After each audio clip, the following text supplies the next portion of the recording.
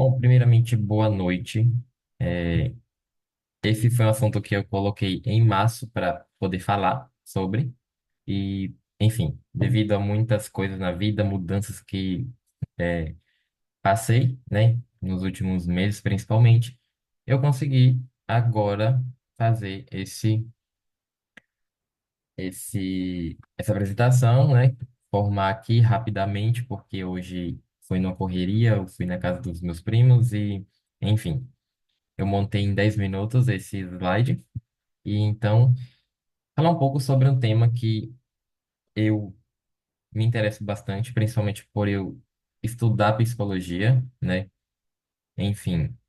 E também estar fazendo continuamente, né, toda semana, a terapia que todo mundo conhece, com psicólogo e tudo mais, que a gente chama de psicoterapia, né? Enfim, eu coloquei essa imagem de duas pessoas, onde do lado esquerdo tem uma pessoa segurando uma planta, né? Um balde de planta, um vaso, com muitas coisas na cabeça. Essas nuvens, elas basicamente são os pensamentos da pessoa. E a pessoa do outro lado é a que faz o papel de psicóloga, que, no caso, todo esse pensamento, ele é colocado nela e, enfim, é filtrado, principalmente, né, com esse regador, quando a gente percebe essa questão do regador. E, enfim, esse pensamento ele volta como num processo de dialética. Eu vou explicar um pouquinho mais para frente sobre essa questão do diálogo, de conversar e a importância de fazer isso. Volta como algo que, enfim, vai gerar frutos na vida daquela pessoa.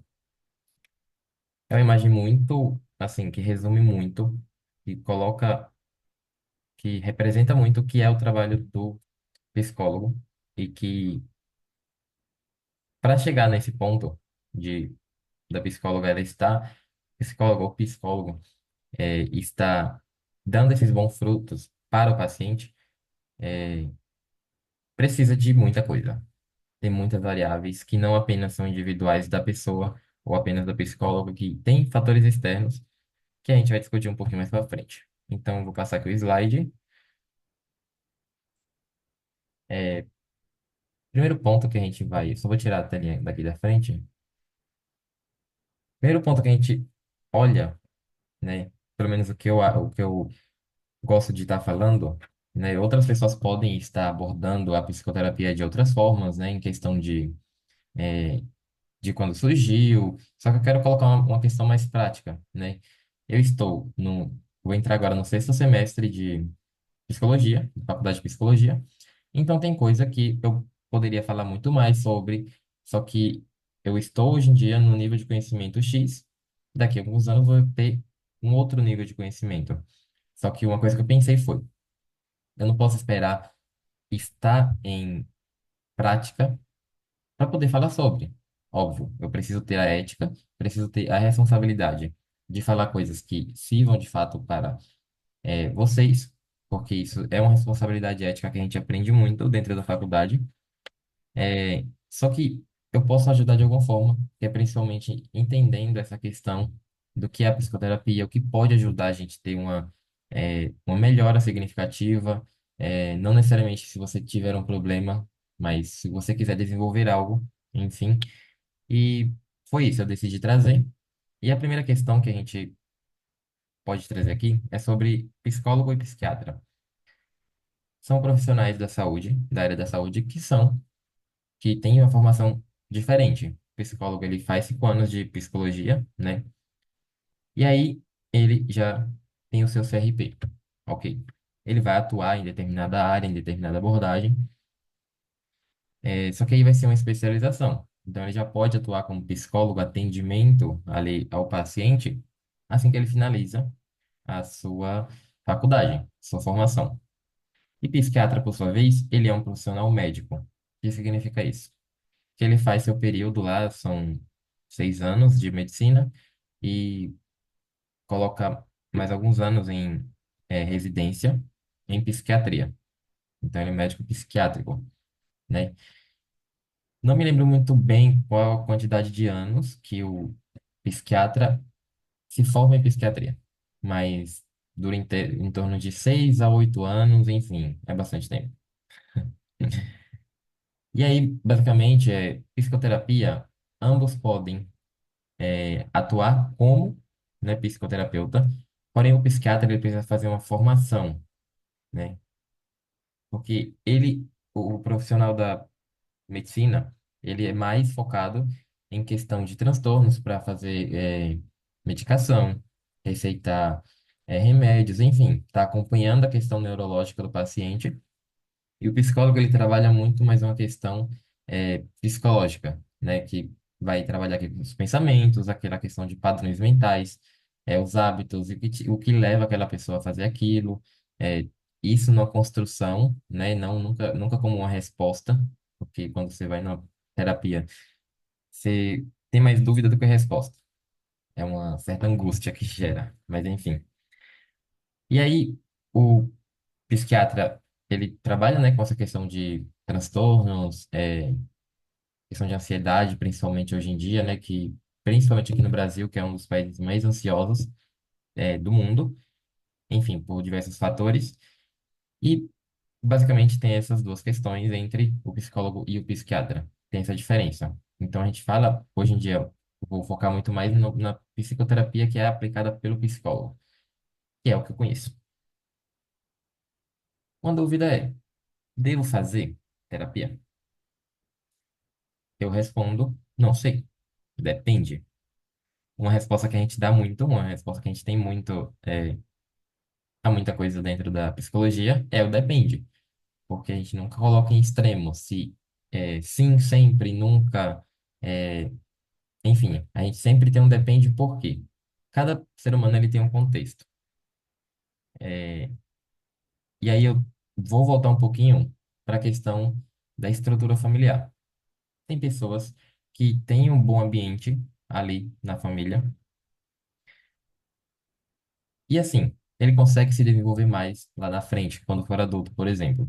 Quando tem esse ambiente mais de apoio, de acolhimento e de um ambiente mais estruturado financeiramente também, que possibilita acesso a escolas melhores, a lugares, moradias melhores, enfim. E lá na frente vocês vão entender, daqui um pouquinho a mais, que o ambiente ele tem um papel muito importante quando a gente refere à questão de saúde mental. Então, essa resposta não vai ter essa pergunta devo fazer, não vai ter uma resposta imediata. Acho que ao longo dessa apresentação vai ficar um pouquinho mais claro se você procura ou não procura, ou enfim, ou se continua como está, e outras questões também que eu posso estar colocando aqui.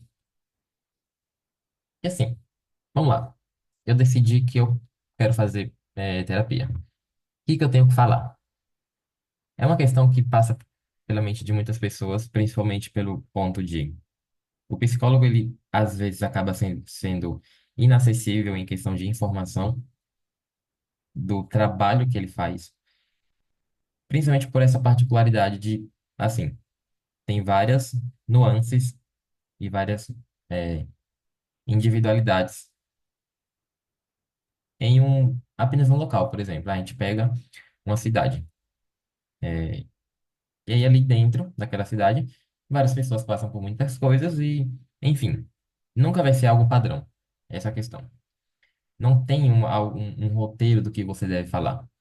Geralmente, para psicólogos bons, você consegue falar mais tranquilamente, ter uma conexão com aquele psicólogo, aquela psicóloga, porque ele desenvolve esse ambiente, né? Mas eu queria que você tirasse essa questão de, tipo, ter essa pressão de eu ter que falar sobre tudo no primeiro dia, porque não acontece dessa forma. Primeiro que você não vai conseguir, porque imagine, você está falando com uma pessoa que não é da sua realidade, não é do seu convívio, que você não conhece, não tem intimidade, não tem confiança ali naquela pessoa, e você não vai falar tudo que você passa, e a terapia dentro da psicologia envolve a questão de vulnerabilidade. Então a gente fala coisas que às vezes a gente não fala nem para quem está próximo da gente. Então, não tem como. É a mesma coisa de você chegar, tipo, no ônibus e chegar uma pessoa aleatória e você começar a falar da sua vida para ela. Funciona da mesma coisa. Só que a questão é, essa pessoa fez psicologia, essa pessoa se formou.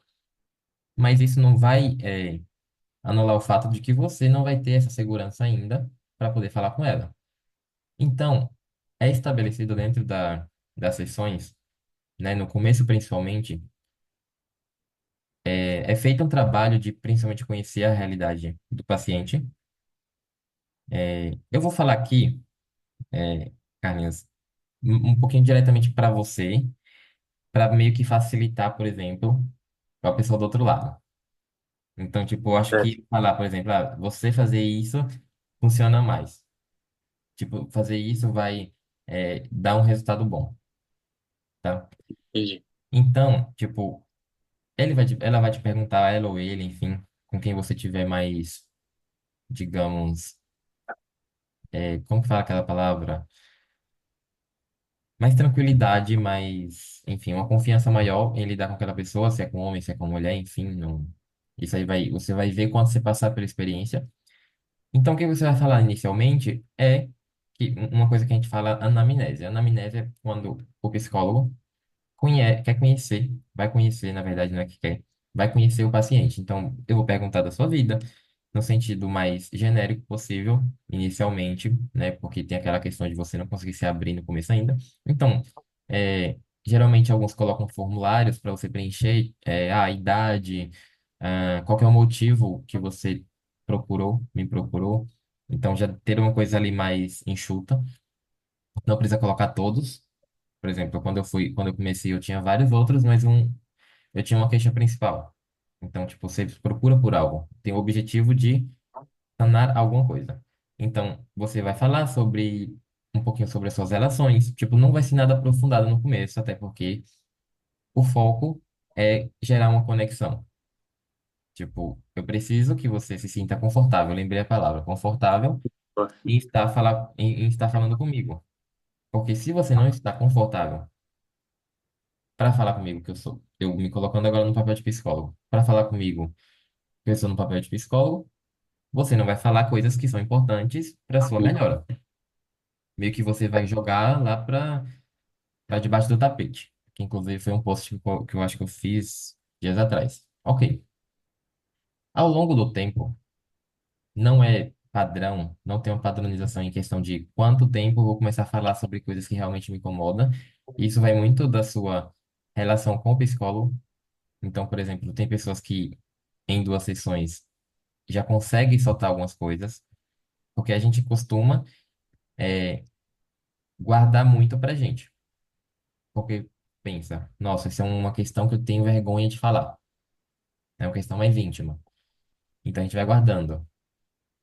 Mas aí, Entendi. mais pra frente, eu vou falar um problema que acontece nisso, né? De a gente estar guardando isso, enfim.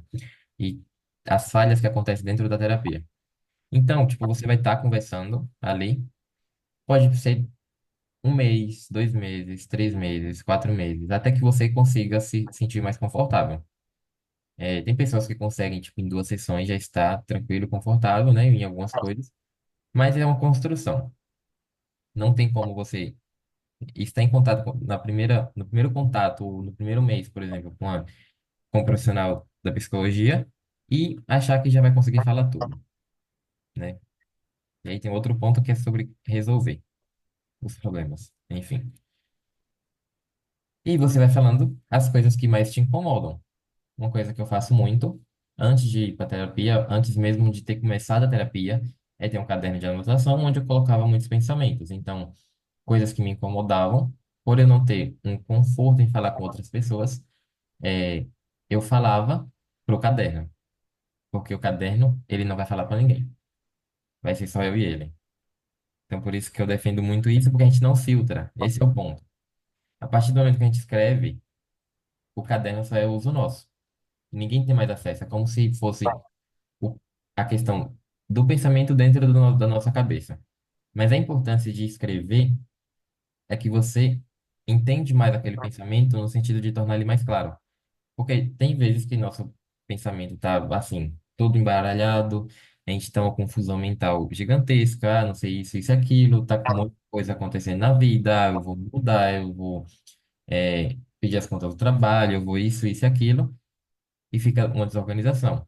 Então, uma coisa que ajuda é ter esse segundo cérebro, né, que o Wesley fala muito, de colocar no papel aquilo que a gente está pensando.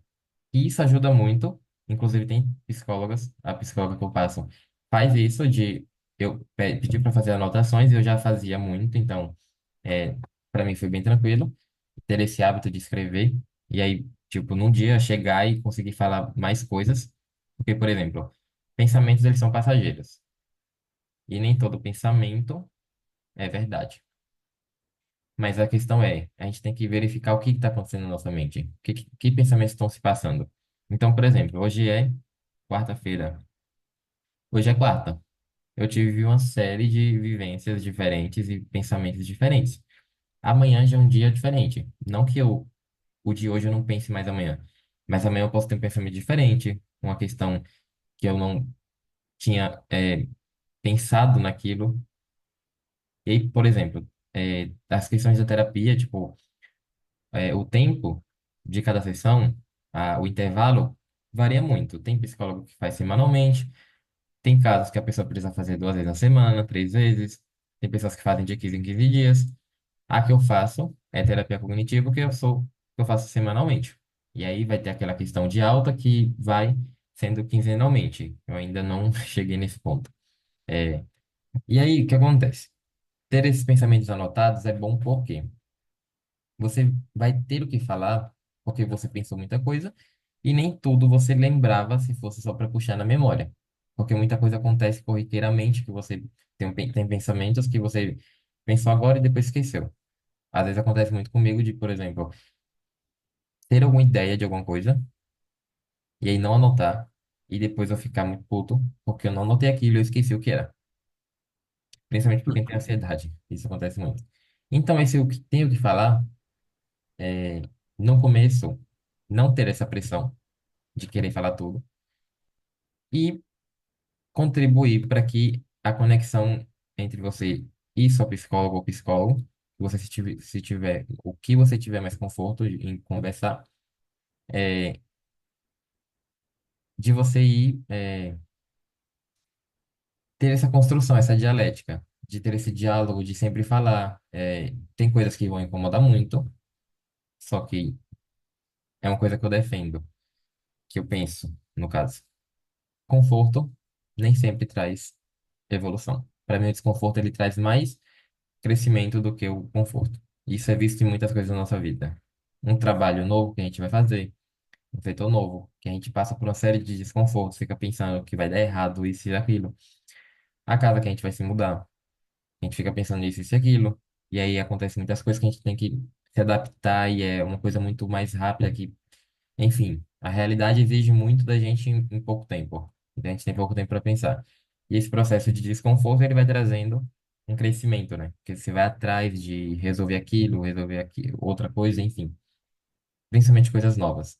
Então, não vai ser diferente quando você for na terapia, porque você vai falar sobre coisas que te incomodam, que você não falava com outras pessoas, porque não tinha tanta confiança em outras pessoas. E, por exemplo, você pode ter caso em que, eu falei isso aqui para algum familiar ou para amigo que é muito próximo, só que não tive uma boa reação. A pessoa meio que invalidou aquilo que eu falei, achou que era besteira, isso é simples de resolver.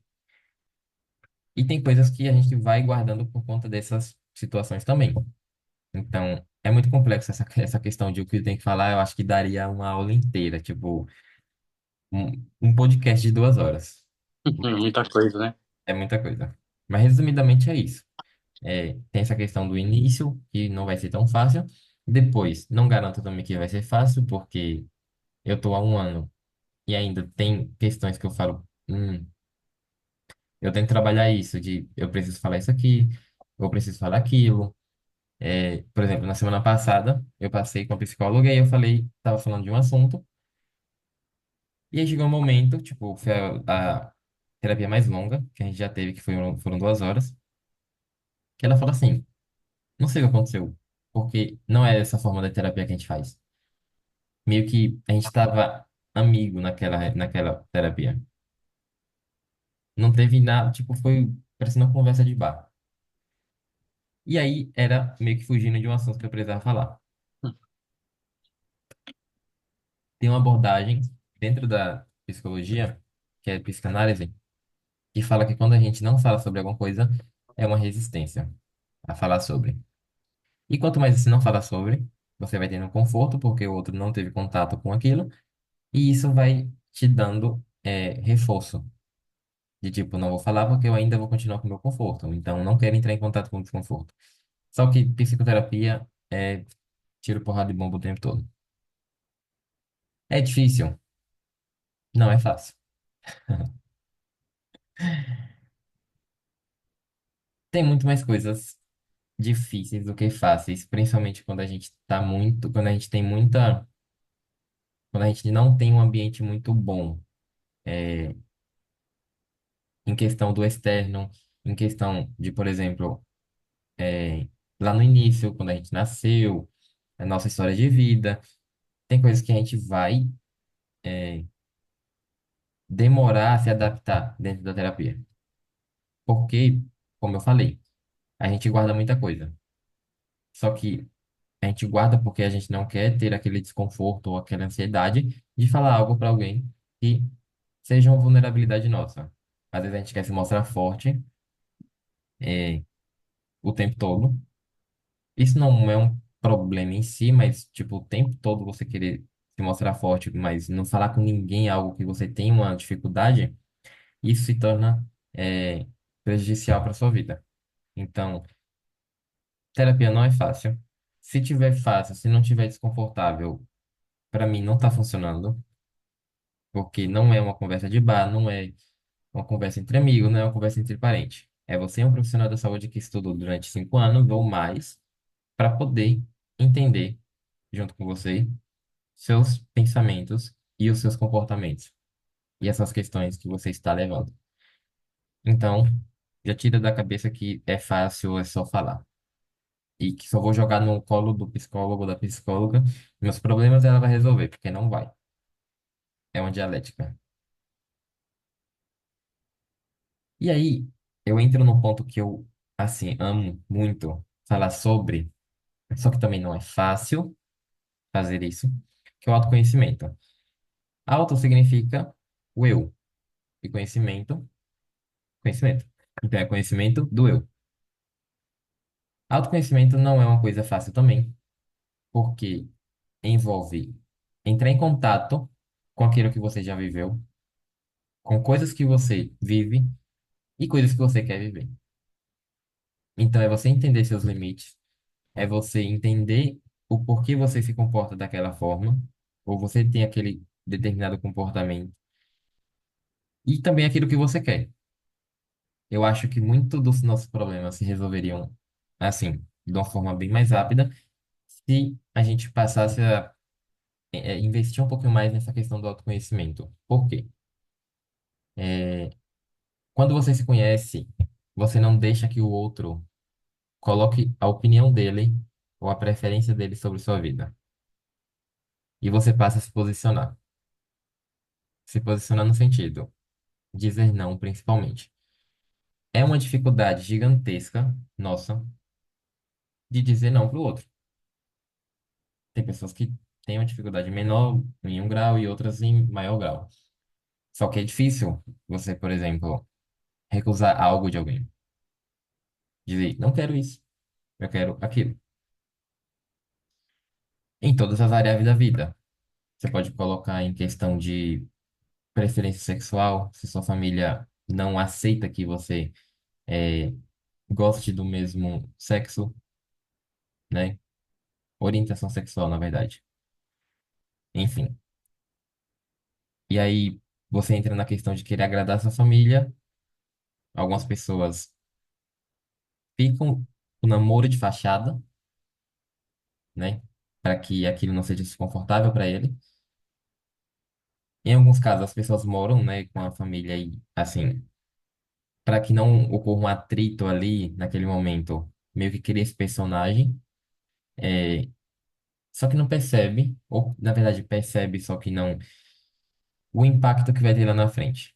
Que é muito difícil a gente prever o futuro, que não é possível a gente prever o futuro. Mas a partir do momento que você tem uma segurança de si mesmo, você conhece onde você pode pisar, você tem tranquilidade em falar, eu não quero isso para minha vida, eu quero aquilo.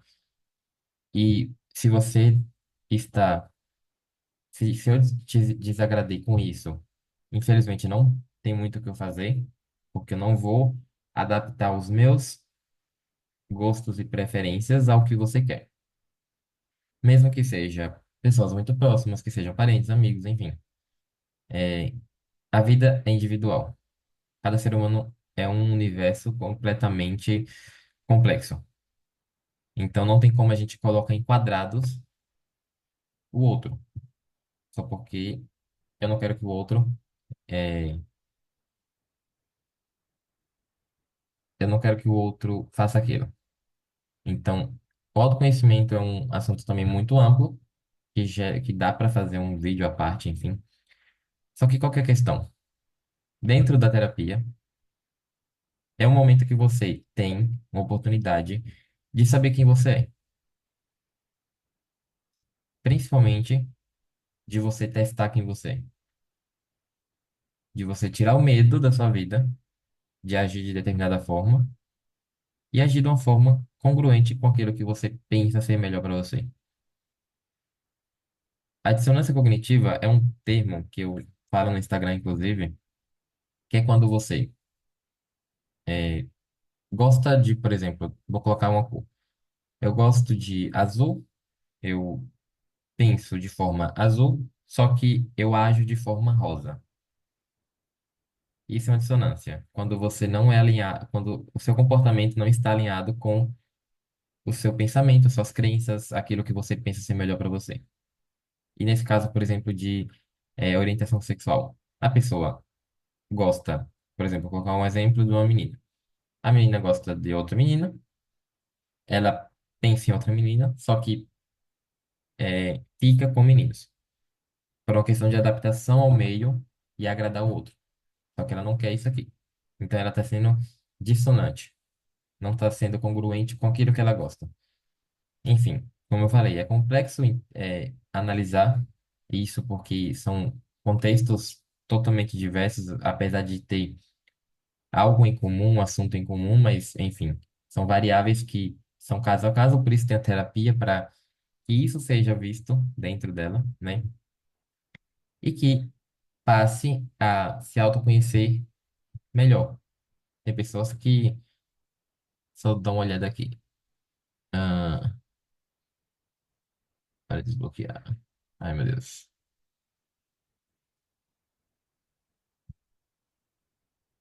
Eu acho que vai parar, gente. Eu espero que não. Mas eu vou ver aqui.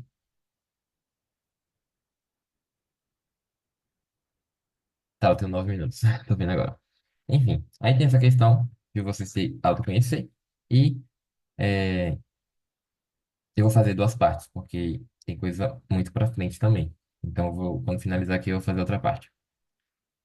Essa questão é muito importante, principalmente dentro da terapia, porque você está ali se conhecendo, porém não é fácil. Porque você está em quebra de muita crença que você acreditava, porque o outro colocava na sua mente. Então, é muita quebra de certeza que você já tinha. Então a crença é algo que é muito trabalhado dentro da terapia. E aí a gente vai falar sobre um pouquinho sobre ansiedade. Eu acho que desse bloco aqui a gente só vai dar para falar sobre ele, mais um slide, acredito, que é uma das coisas que, assim, muita gente tem, muita gente adquire, né? É, ansiedade é algo que a gente adquire ao longo do tempo. Ponto. Principalmente por conta do ambiente. Tem uma questão genética que tem pessoas que têm uma probabilidade maior de adquirir ansiedade do que outras, né? Uma ansiedade patológica, eu falo. Só que a gente tem que falar um pouquinho também sobre ansiedade que não é prejudicial pra gente. Quando, por exemplo, que é uma ansiedade funcional. Quando a gente vai fazer uma apresentação no trabalho ou no colégio e a gente tem um tema para falar, a gente tem um assunto, resultados para mostrar, enfim. No começo, quando a gente ainda não tem prática de fazer isso, é muito comum a gente ficar com frio na barriga, ficar pensando muito naquilo e ter essa ansiedade. Isso não é um problema, porque a ansiedade está sendo algo adaptativo, está sendo funcional. Porque a partir do momento em que você pensa, eu vou fazer uma apresentação no trabalho, vou fazer uma apresentação no colégio, na faculdade, você fica pensando no que pode dar errado. Então é um pessimismo que te leva à ação de eu vou me preparar mais, eu vou estudar mais, eu vou treinar mais em casa. Então isso é adaptativo porque é algo que te move, que coloca você para melhorar, no sentido de eu estou, tipo, ansioso para a apresentação de amanhã, então vou começar a treinar para eu adquirir uma segurança. Então, eu estava até pensando sobre isso hoje, essa questão de ansiedade, qual que seria o contrário? Eu pensei numa tranquilidade de você, ou segurança. Acho que principalmente quando eu falei agora há pouco sobre, tipo, ter mais segurança em falar sobre um assunto, eu acho que é você ter uma segurança de si mesmo. Porque quando você, por exemplo, domina um assunto, por mais que você vá ver bastante gente ali na frente, você vai saber o que falar, e aí você vai ter aquela segurança em falar com as pessoas. E, enfim, ao decorrer do tempo, você pode adquirir uma questão não apenas no assunto daquela reunião, por exemplo, da apresentação, mas também da exposição a outras pessoas, porque tem gente que é tímido, que fica ansioso quando vai falar com outra pessoa. Uma coisa que ajuda é você ficar se expondo. Então, por exemplo, quando eu comecei a vender brigadeiros na rua, eu era muito ansioso, eu era tímido. Eu tinha medo de falar com as pessoas. Ansiedade é muito medo e criação de cenários que muitas vezes não acontecem. E é uma questão de predição do que pode acontecer. Que, enfim, muito provavelmente não vai acontecer, que é a criação da nossa cabeça.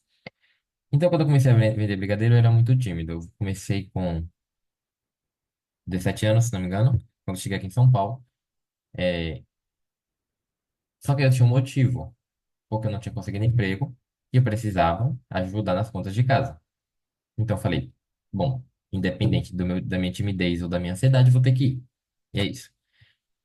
No começo era muito ruim. Primeiro que eu deixava de falar com muitas pessoas. Em decorrência disso, eu perdia vendas, ou eu perdia experiências, principalmente. Por mais que eu falasse com as 10 pessoas que eu ignorei, que eu fiquei com medo de falar com ela, e ela falasse não, eu estaria ali me expondo gradualmente a algo que me ajudaria muito mais para frente, né? Que é na questão de, tipo, não ter essa vergonha de falar com as pessoas, porque, assim, o que vai acontecer? E de pior pode acontecer se você falar com aquela pessoa e ela dizer não. O não já é o esperado. E aí eu tinha umas questões de venda na cabeça, falava, tenho que procurar o sim, porque o não já, já tenho, né? Só que eu não posso falar um não para mim. A partir do momento que eu falo, eu não vou falar com aquela pessoa, eu mesmo tirei a venda que eu precisava. E aí, ao decorrer do tempo, eu comecei a ter um pouquinho mais de segurança. É, as pessoas falavam que estava muito bom, o brigadeiro, enfim, me elogiava a comunicação, e isso foi me reforçando e reduzindo um pouquinho o medo que eu tinha de falar com as pessoas. E aí, é, a gente não só tem essa questão mais, digamos, básica da ansiedade, porque existem transtornos que são relacionados e tem a ansiedade como um dos sintomas dentro desse assunto, né? Só um minuto.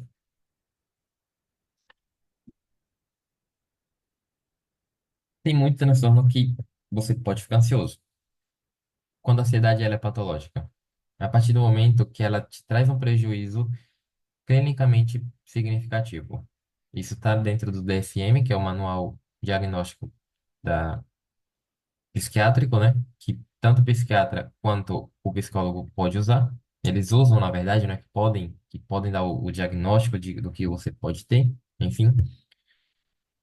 E aí tem bastante transtorno, tem bastante questão da ansiedade que ela se torna patológica, que é a partir do momento em que não é apenas uma questão de tô com medo de falar com aquela pessoa, mas tipo, uma questão, eu sou tímido, né? Que é algo que se resolve rapidamente, que é mais uma questão de você deixar de fazer muita coisa na sua vida, né? Um dos pontos, na verdade, não é só isso, mas trazendo aqui resumidamente, que é uma coisa que rende muito assunto também, ansiedade, é de você ficar meio que disfuncional. Em que sentido? De generalizar muita coisa na sua vida e achar que tudo vai dar errado. Então, deixar de agir, por exemplo, falar com uma pessoa, em questão de paquerar uma pessoa porque já vai dar errado. Você prediz aquilo. É, de não tentar uma entrevista de emprego porque já sabe que vai dar errado. Já sabe, entre aspas, né? Porque não tem evidências. Enfim. Ser disfuncional e desadaptativo, que é no sentido de você deixar de viver por conta desse medo. Então, tem o transtorno de ansiedade generalizada, é, transtorno de ansiedade social, que é a fobia social, se não me engano. Enfim, são muitos os transtornos que é relacionado a isso, e que é algo também que pode ser diagnosticado dentro da terapia, da psicoterapia. E a regulação emocional que eu coloquei aqui foi no sentido de a gente busca muito essa questão de emoção é algo que a gente não aprende em canto nenhum, né? Mas a gente tem. A gente não aprende sobre emoção, mas a gente sente. A gente tem emoções. A gente tem ansiedade, a gente tem alegria, a gente tem tristeza, né? Aquele filme do Divertidamente.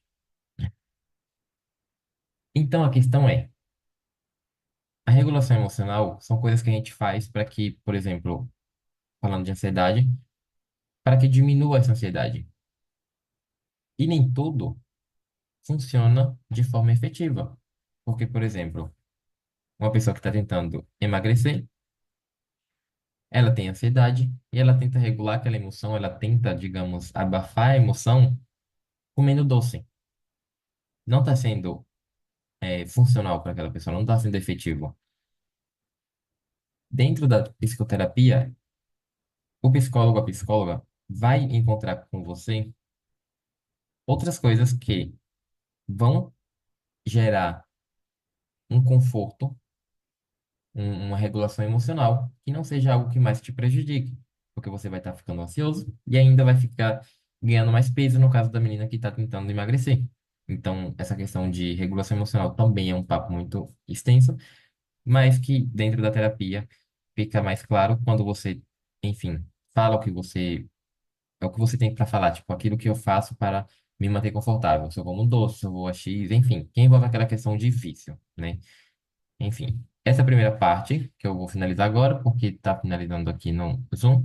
Eu vou abrir um link para o próximo, que vai ser o próximo tema.